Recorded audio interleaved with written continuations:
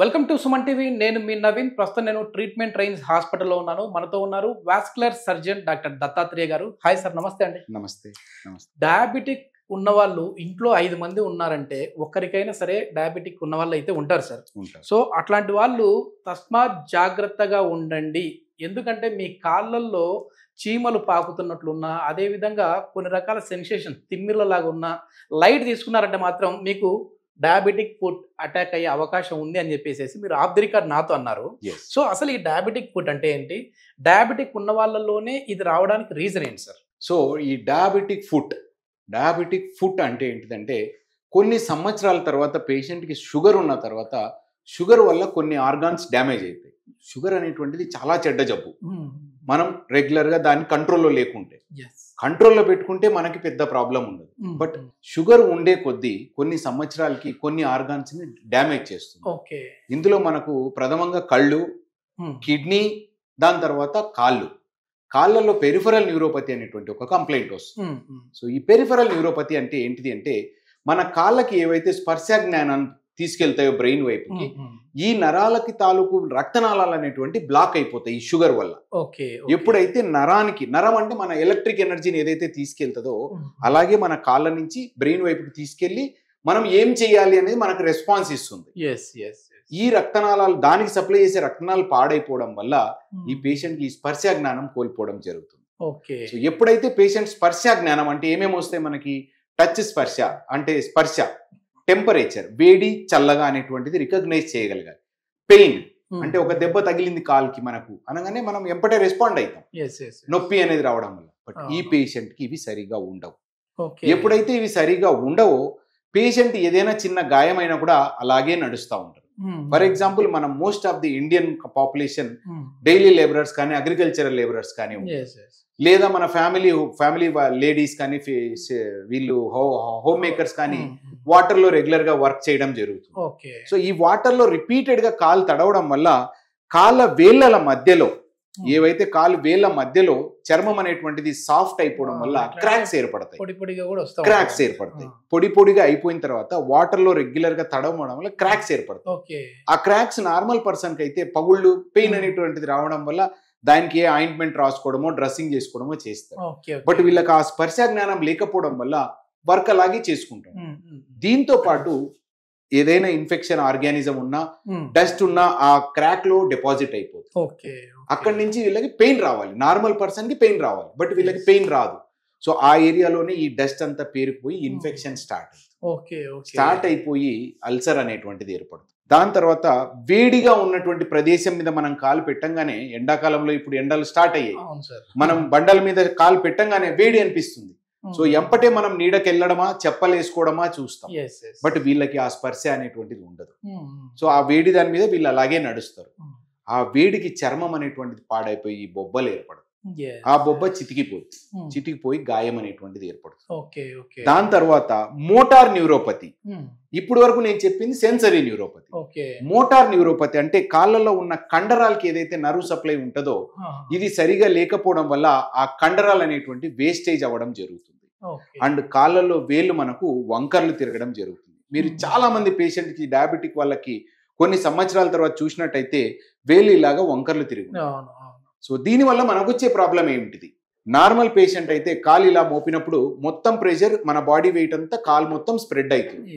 So equal pressure ఉండడం వల్ల patient కాలు సేఫ్ గా ఉంటుంది. బట్ ఎప్పుడైతే ఈ వంకర్లు తిరిగాయో, ఈ టిప్స్ ఏవైతే ఉన్నాయో వీటి మీద కంటిన్యూగా ప్రెషర్ పడతాం.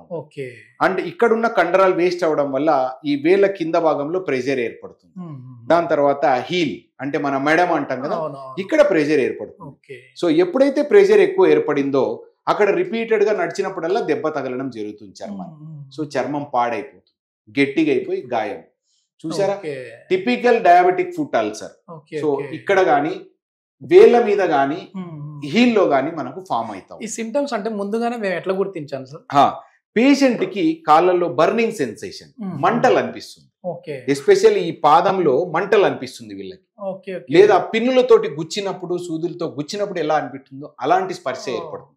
దాని తర్వాత వేడి నీళ్లు పడినా, చల్ల నీళ్లు పడినా వీళ్ళకి స్పర్శ అనేటువంటిది ఉండదు. అండ్ కొంతమందికి కాలికి చెప్పలకి మధ్యలో ఏదో కవర్ ఉంది, ఏదో సంచి ఉంది, మధ్యలో ఉంది అనే స్పర్శ ఉంటుంది. అంటే ఆల్టర్డ్ సెన్సేషన్.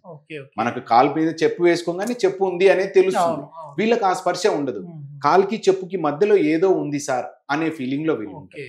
అండ్ ఈ ulcers most of the times నెలల కొలది, సంవత్సరాల కొలది కూడా అలాగే ఉంది. కొన్ని మామూలుగా నార్మల్ ఆడియన్స్ కి అర్థమయ్యేటట్టు చెప్పాలంటే కాయ గట్టింది అని అంటుంటారు. కార్న్స్ అంటే ఆనెకాయ అంటారు, ఆనెకాయ లాగా కూడా ఉంటాయి, గట్టిగా అయిపోయి చర్మము. ఆనెలు రాయలసీమ భాషలో కరెక్ట్ గా మాట్లాడితే మా వైపు ఆనెకాయలు అంటారు. సో ఈ ఆనెకాయ కింద ఒక డెడ్ స్పేస్ ఉంటది, అక్కడ నీరు చేరుకుంటది, ఆ నీరు ఇన్ఫెక్ట్ అవుతుంది. ఇది తీస్తే తప్ప, ఆనెకాయ తీస్తే తప్ప కింద ఉన్న గాయం మానదు.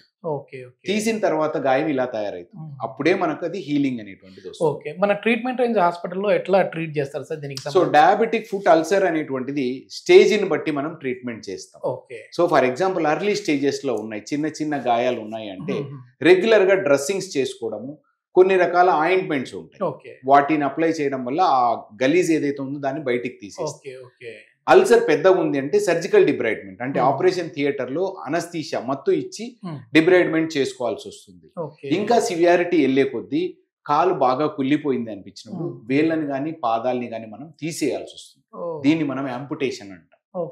సో యాంపుటేషన్ అనేది నేను ఇక్కడ నుంచి చెప్పడానికి సింపుల్ గా అనిపిస్తుంది, బట్ యాంపుటేషన్ అనేటువంటిది పేషెంట్ సైకలాజికల్ మీద, పేషెంట్ ఎర్నింగ్ మీద కూడా చాలా ఎఫెక్ట్ అనేటువంటిది. బాగా నడుస్తున్న వ్యక్తి ఒక కాలు కోల్పోవడము, వేలు కోల్పోవడము అంటే పెద్ద ఇష్యూ అది. సో సైకలాజికల్ గా డౌన్ అయిపోతారు. ఎప్పుడైతే సైకలాజికల్ గా డౌన్ అవుతారో ఇమ్యూనిటీ కూడా డౌన్ అవుతుంది. సో గాయం ఇంకా పెరగడము, ఇన్ఫెక్షన్ పెరగడము, ప్రాణానికే ప్రమాదం అయ్యే అవకాశాలు. ఎక్కువ అంటే గతంలోకి ఇప్పటికీ ఎక్కువ చూస్తా ఉన్నాం కదా సార్ ఈ డయాబెటిక్ ఫుడ్ ని.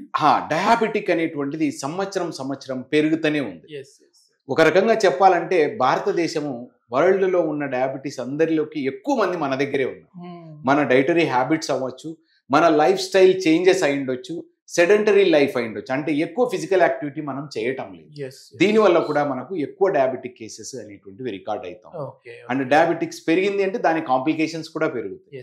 అందులో one of the most alarming feature ఏంటంటే డయాబెటిక్ ఫుట్ అల్సర్. దీంతో పేషెంట్ కాలు పోవచ్చు, ప్రాణం కూడా పోవచ్చు. అందు గురించి మనము ఎంత అర్లీగా అయితే అంత అర్లీగా డయాబెటిక్ ఫుట్ అల్సర్ కానీ లేదా డయాబెటిక్ ఫుట్ అనేటువంటి సిమ్టమ్స్ ఇందాక నేను చెప్పినటువంటి ఉన్నప్పుడు ఇమీడియట్ గా కన్సల్ట్ అయినట్టయితే మన కాళ్ళని పరీక్షించి ఏ రకంగా మనం ప్రివెంట్ చేసుకోవచ్చు అనేటువంటిది మనం సలహా ఇవ్వడం అనేటువంటిది. ఇది మొత్తానికి డయాబెటిక్ అంటే షుగర్ అటాక్ అయింది అన్న వెంటనే ఏదో మనం టాబ్లెట్స్ వేసుకుంటా ఉన్నాం కదా, అది కంట్రోల్లోకి వస్తుంది కదా అని చెప్పేసి మాత్రం అనుకోకండి. సో మనకు తెలియకుండానే మన బాడీలో చాలా వరకు చేంజెస్ అయితే జరుగుతూ ఉంటాయి. సో ఇట్లాంటి డయాబెటిక్ ఫుడ్ వచ్చి మళ్ళీ మనం ఒక వేల్ని కావచ్చు, కాల్ని కావచ్చు కోల్పోయే పరిస్థితి రాకుండా ఉండాలంటే సార్ చెప్పినట్టుగా కొన్ని సింటమాటిక్ ఇట్లాంటివి వచ్చినప్పుడు డాక్టర్ని విజిట్ అయ్యారంటే మీకు తగిన ట్రీట్మెంట్ అయితే అందుతుంది. Thank you sir. Thank you.